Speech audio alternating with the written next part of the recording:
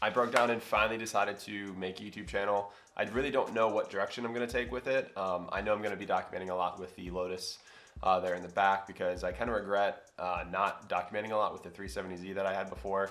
So I think a lot of it is going to be content for the Lotus. I've never really been one to get in front of the camera and be like very social.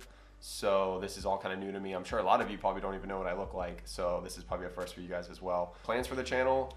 I don't really know what direction I want to go with. If I want to do a lot of like DIY stuff with the Lotus, if I want to document me going to shows, if I want to do funny skits, if I want to film other people's cars, if I want to do interviews.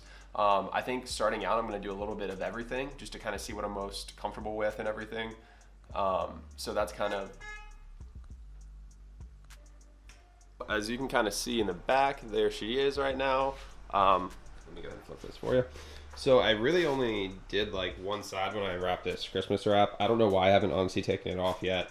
I more or less just did it to get a photo from this angle just for Instagram, because the car's not mobile right now. It literally has no suspension on this side. So it's kind of just been sitting right now. So I'll probably go ahead and take all this off, and then yeah.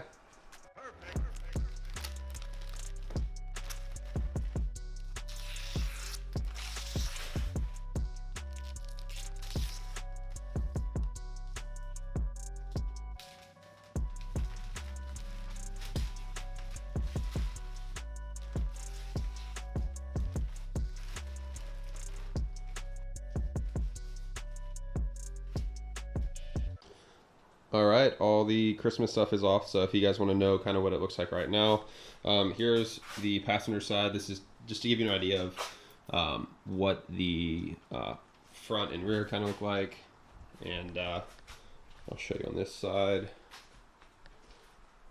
about how much wider it's going to be. My garage is tiny, so I'm trying to like get the whole car on this frame, but kind of struggling. But here's to kind of give you an idea of how wide it's going to sit. These are just universal flares that I got from Clinched, just as a template to get for the sides. So I'm going to build a kit off of this and then get it pulled so it's going to be one smooth, solid, basically piece that's going to look like it's just from the factory. I'll put a photo render that I made for you guys to kind of see, to be able to tell kind of what I'm talking about. What do you guys think? I've had people go either way. Some people are like, yo, that's rad, you should totally keep that. And I've had other people that are like, what are you doing? That does not go with the car at all. I actually got these wheels in a trade, so I'm not really sure what my plans are with them. I had another set of basically like wide body spec wheels, and the plan was to put those on here a little bit too wide, so I traded for these. These actually are pretty perfect. Obviously I can make changes to the flares since I'm going to be building those anyway. But I don't know. There's another set of wheels that I found that I like that I might go buy, but I don't think these look bad by any means. So let me know in the comments, I guess, what you guys are thinking. All right, so here's another thing that I bought recently. I bought it on like a Black Friday deal. I think there's really only one company in the US that even makes harness bars for the Lotus. So I finally picked this up. I think it was marked down from $500 to like $200 plus shipping. So I think I got it for a little bit under $300, so not too bad. One huge problem that I'm having right now though is in the back you have to remove these OEM bolts, and for whatever reason Lotus loves to over tighten their bolts. So if you look in here, those 4 bolts, I got one out and all the other 3 are just like extremely stripped, so I've not had time to basically install that yet.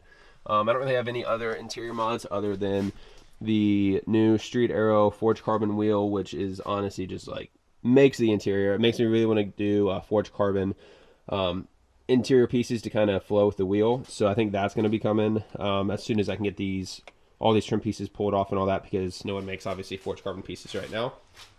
Also, I just realized I've not started the Lotus and I don't even know how long, so I guess I'll set it up and see if it even starts. Hopefully it does, so we'll see.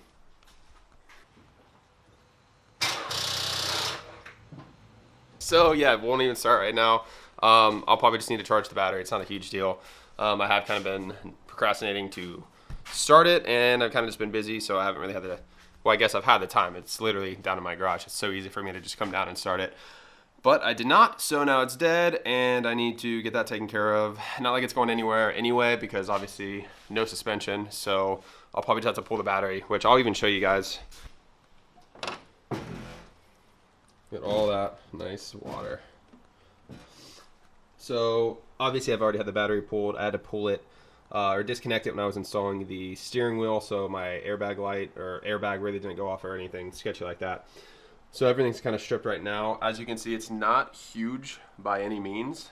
It's really barely big enough to be able to do my air ride and everything in the back. I plan on running like a 5-gallon tank with 2 compressors. And as you can see, that's probably going to take up most of the space. So I'm just kind of waiting on AirTech. They're actually going to be sending me out 2 different style of struts for me to test fit. I think the rear is going to be their biggest concern as far as making sure I have enough clearance and everything. So we're going to kind of just go from there, wait for the new struts to come in, test those out, make sure that everything clears. So I think my best bet right now is to just go ahead and get my battery pulled and just take it to AutoZone or something and have them charge it for me. I do have a charger here, but in the past, it's not really done a great job. And I feel like even if I let it sit for a few hours, it doesn't really charge that well. So I'm gonna go ahead and pull the battery, take it to AutoZone and let them kind of just charge it for me. But yeah, so basically the plan is to run to AutoZone, get the battery just dropped off. It usually just takes them like an hour to charge it, go pick it back up, doesn't cost anything. And then I'm running to my friend's garage, help him. And that's actually where my Lexus is being stored right now. So go there, see if that starts. If that doesn't start, I don't know.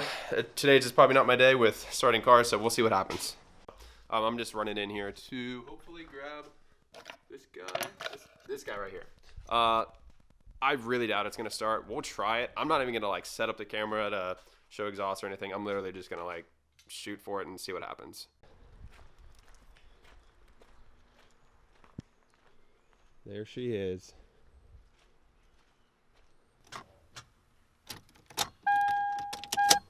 Well, could have guessed that.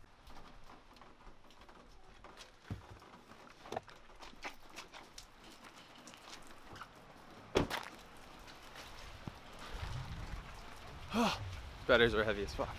I don't know why I parked so far away from my car, because there's literally so many spots back here.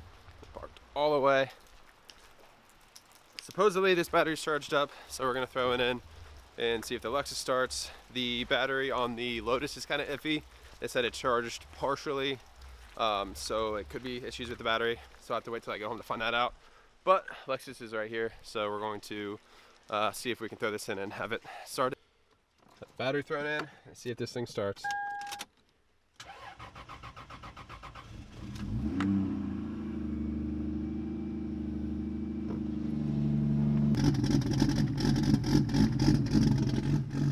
It usually idles a little bit rough.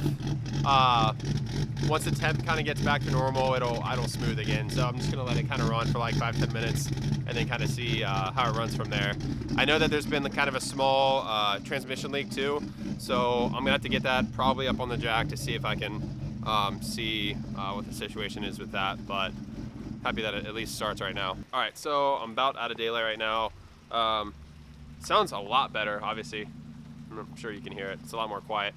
I can at least set it up for you guys to hear what it sounds like, possibly, without getting this camera soaked.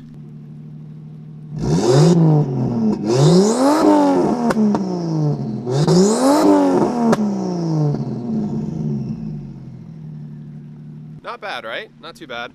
This is actually the first boosted car I've had since I was like 17 or 18. I had a first gen RX-8 that I boosted, and that thing was honestly just a huge fucking nightmare and a money pit. So I'm kind of glad to have something else that's boosted.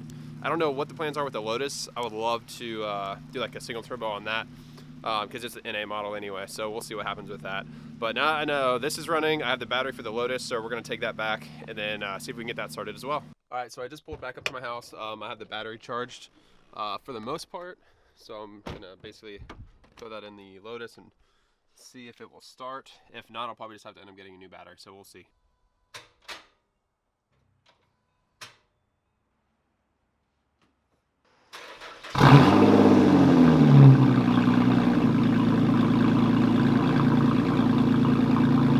It's good now. It's going to be running a little bit loud because it's been a while since I've actually started it, so we'll see.